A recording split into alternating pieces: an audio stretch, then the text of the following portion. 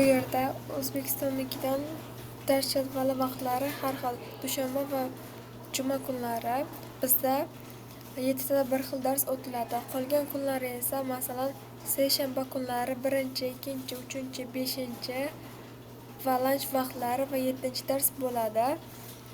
Chorshanba kuni esa bizda 6-chi, 4-chi va men sizga aytib o'tgan kanet vaqti va 5-chi dars va lanch vaqtlari va 7-chi dars bo'lib o'tadi.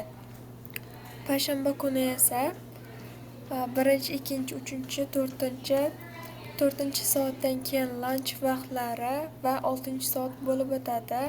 Aytib o'tganimdek, juma kuni dushanba kuni bilan bir xil 7 ta dars o'tiladi. Siz bu yerda ko'rishingiz mumkinki, har bitta darslarning vaqti 7:45 da boshlanib 2:30 da tugaydi.